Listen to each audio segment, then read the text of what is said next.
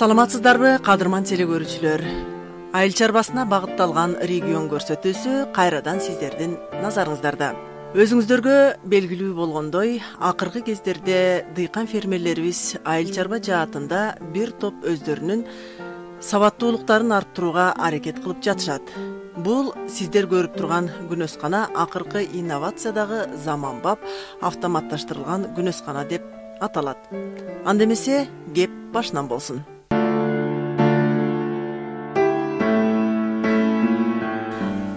Күнөскана деген түшүнүк дээрлик 17-кылымда Байыркы Римде пайда болуп, анда чакан айнектен жасалган күнөсканаларды куруп иштеше башташкан. Алгач ар бир өсүмдүккө түрдүүчү камкордук керек экендигин билип, жол табышкан. Ошентип отуруп бул ыкма дүйнөгө кеңири тараган. Коомдун өнүгүшү менен кыш, эрте жаз, кеч күз мезгилдеринде күнөскана куруп, жашылча жемиштерди өстүрүүнү каалаган дыйкандардын саны күн санап өсө баштады. Өлкө боюнча миңге чукул күнөсканалар бар. Андыктан аны үйрөнүп кызыккандар да четтен чыгат. Анткени күнөскана кирешелүү тармакка айланууда. Бул багытта Корей өнөктөштөр акылдуу фермер долбоорунун алкагында жогорку технологиядагы ыкмалар менен өнүгүү жолун сунушташууда.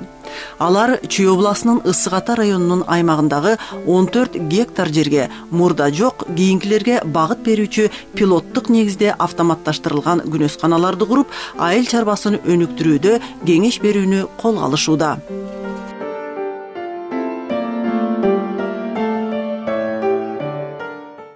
Бул конструкция бизге жаңы технология менен келип атат. Мындан 9 жыл мурун салынган Кыргызстанга. Бирок алар буга караганда кичине механизми эскирээк. Азыр мындай жаңы технология менен келип атат. Куруп иштесе болот. Бадыраңдар боюнча, өсүмдүктөр боюнча биринчи рассадник деп коебуз, өзүнчө багабыз, уругун отургузуп, өзүнчө багып, чоңойтуп, 10-12 сантиметр болгондо ана мультиплицага, гидропоникага отургузабыз. Гидропоника деген бул субстрат, кокосовый стружка деп коебуз. Ошого чашкасы менен алып келип отургузуп, бир отургузганыбыз 6 ай өсүп, чоңоюп. Бул сорт азыр голландский сорт, аты Аринара. Тепличный сорттор көп эле. Бирок аны дагы теңшерип, эксплуатациядан өткөрүп, анан отургузуш керек.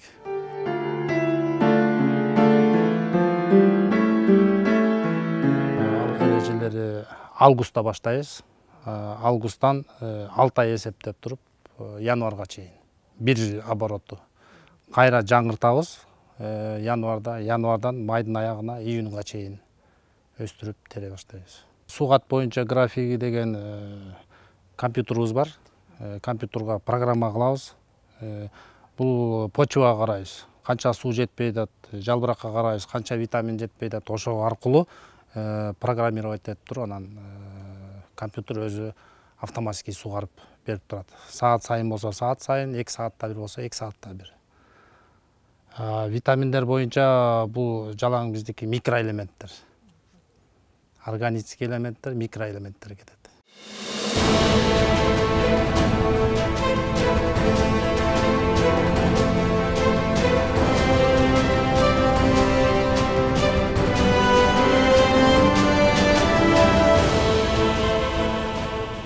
Айтып кеткендей, полив боюнча Moo-2 биздин главный трассабыз. Ушу менен компьютер менен суу келет дагы, мындан ар бир столго бирден бөлүк кетет. Бирден шланг кетет дагы, бирден шланг кетип, могу жерде таблеткалар коюлат. Таблеткадан анан Moo-2 шприцке келет. Ушудан Moo-2 таблетканын ичинде фильтр болуп атайын. Өзүнүн нормасы менен капайт этип сугарып турат. Кокпиттин нымдуулугун ошо менен карап, компьютер менен текшерип турабыз. Бадыраң боюнча мына бул бадыраңыбыз көчөт алып келип отургузгандан кийин могу горшок менен кеткен? Биринчи ошо рассадникте ушу горшок менен урук себебиз. Урук сепкенден кийин 10-15 сантиметр болгондон кийин ушул горшок менен алып келип коюп, ушу какапиттин үстүнө коюп коебуз.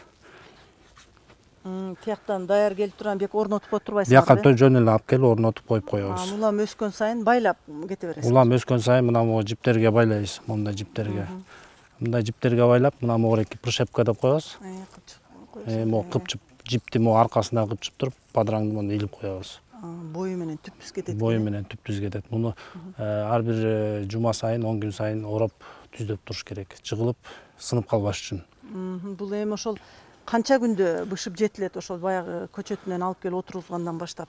Гүлдөгөндө, гүл жаңы гүлдөп баштаганда бир жумадан 2 жумага чейин жетилет. Эми алдагы погодага жараша болот. Күн жакшы тийип, күн эме болуп берсе, бир жумада жетилип берет үзгөнгө. Бадыраңдын бою өзү стандарт 15-16 метрге жетет. Бир сезонду терип алып бүткүчө. Жемишин берип бүткөндөн кийин кайра аласыздар, Жемишин берип бүткөндөн кийин алабыз да, кайра ошону жаңыртып, баягы процессти кайра айланта беребиз ошол процессти. Бул эми заманбап бадыраң эгүү, заманбап күнөскана куруу кандай экен? Кандай мындай автоматташтырылган система? Бул эң оңой нерсе. Бизде баягы тойлодагыдай же болсо беркиндей парниктегидей ото чөп жок, баткак жок, чаң жок, таза иштегенге аябай ылайыктуу теплица. Мунун анан бадыраң терип өйдөлөгөн сайын жалбырак алына баштайт. Мындай жалбырак алынат дагы. Мондай жалбырак алынат дагы. Өйдөлөгөн сайын могурекини мындай пришепканы алып, жибин бошотобуз. Жибин бошотуп, акырын ылдый чүрө беребиз. Кол жеткидей кылып мындай алып туруп, пришепканы кайра бияка кыпчытабыз. Усиктер обязательно алынат, булар. Антпесе оролуп калат да, анан кийин чыкпай калат. Тоскоол болот экен да. Тоскоол болот. Муну алып алгандан кийин анан могу башын момундай кылып ороп коебуз. Чырмалып кете берет. Өзү жыгылып калбаш үчүн. Мына ушундай технология менен иштейбиз. Бул горшоктун асты мына мондай сетка болот. Тамыр ушу сетка менен ачык болот. Тамыр ушулардан аралап келип, анан бияка кирет тамыр. Могу эмне? Бул деген негизи Индияда болот, көбү Индиядан жасалып, анан Кореядан ушу упаковка болуп, обработка болуп, Кореядан келет. Бул деген кокосовый стружка деп коет. Топурак аралаштырылабы? Жок, таза кокостун кабыгы, стружка деп коет. Кокос багы барго, ошонун кабыгынан жасалат. Бул кадимки эле кара топурак, Жок, бул дагы торф. Торф бул. Бул обычный жанагы сатылып аткан эле торф.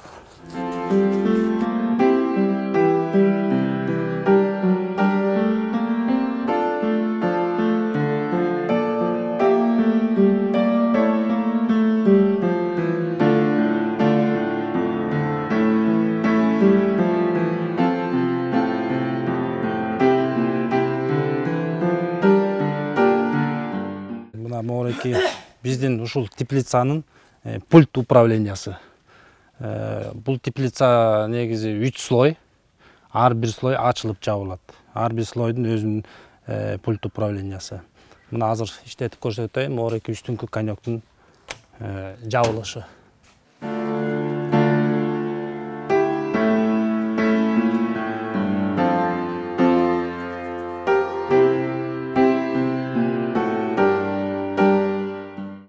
Бул жак жагы биздики утепление деп коет. Кыргызча айтканда одеяло. Бул утепление өзү 4-5 слойдон турат. 4-5 слойдон турат. Атайын тепличный жасалган одеялосы. Мен жаап көрсөтөйүн.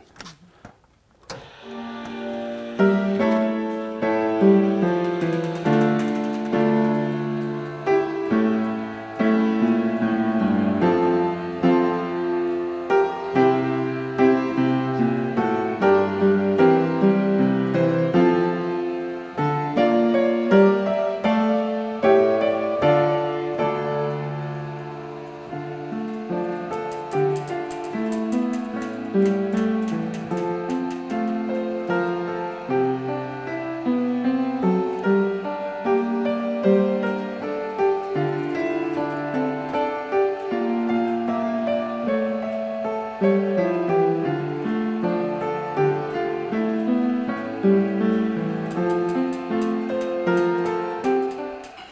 бул пульт управления биздики отопленияга.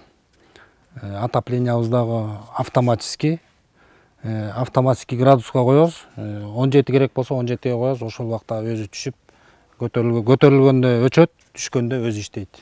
Анан иштетип көрсөтүп берем.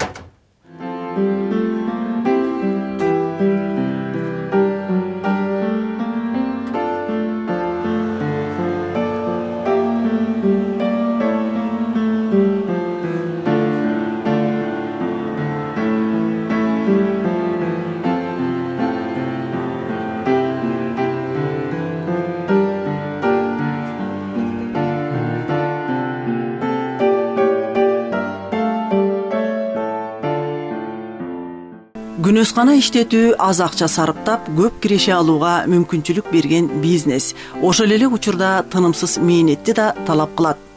Күнөскана иштетүүдө алгач ылайыктуу жер тандап, керектүү шарттарды түзүп, күч жумшап койсо, түшүмдү мол бере баштайт. Бара-бара эгин талаалары кыскарып, иш жүзүндө жабык жерлерде иштөөдө түшүмдүүлүк жогору болорун убакыт көрсөтүүдө.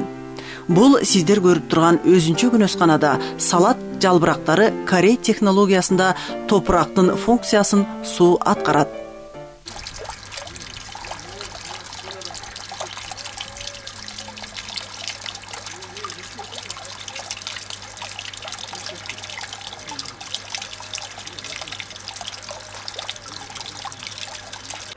Биринчиден минвата таштайбыз. Анын үстүнө урук. Так. Моулга 4 күн болду да. Бияка отургузганыбызга.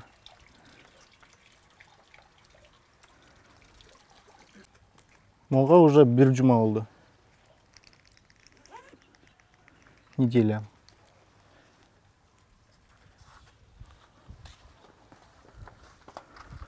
Моулга 1,5 жума болду да.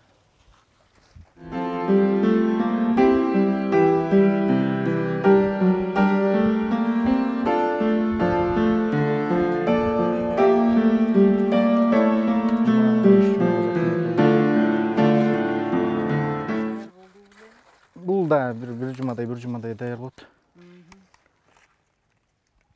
Канча убакытты талап кылат? Баш аягы биякта где-то 40 күндөй могу сууга ташталган. Уругун кошкондо ошондо бир 6 жума экен. Бул жанакы айтып кеткен эле эме да. Европада көбүнчө эметет, бул Кыргызстанга көп чыга элек. Спрос кичине азыраак да бул. Көп биле бербейт. Көп биле бербейт. Азыр ошо билгендерден 4 түрүн эметтик. Бул жашылча эмелер да. Кинза, петрушка.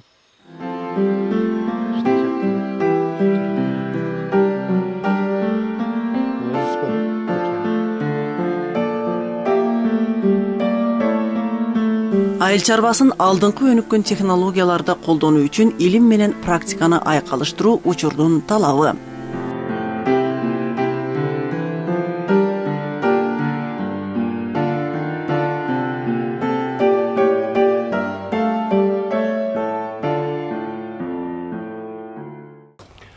Бул эми азыркы 4-үнчү революционный инновационный проект теплица күнөскана боюнча 4-үнчү поколениядагы күнөскана болуп эсептелет.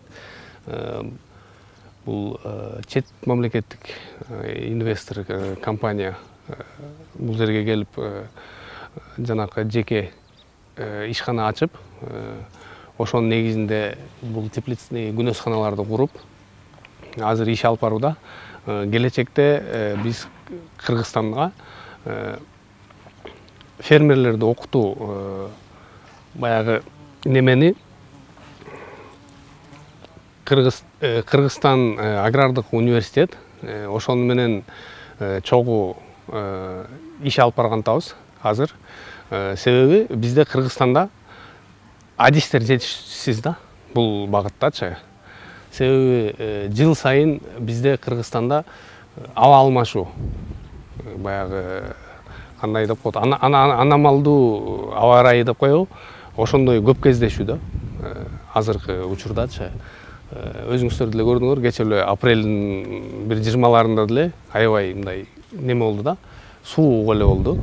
Себеби бул айыл чарбага аябай терс таасирин тийгизет да. Ошон үчүн бизди Кыргызстандын айыл чарбасында бул керектүү иш деп ойлойм да, бул теплицанычы. Анан адистерди окутуу аябай маанилүү болуп эсептелет. Ошону менен адистерди даярдап, Кыргызстандын айыл чарбасын ушул багытта өнүгүшүнө салымын кошуп атат десек болот да.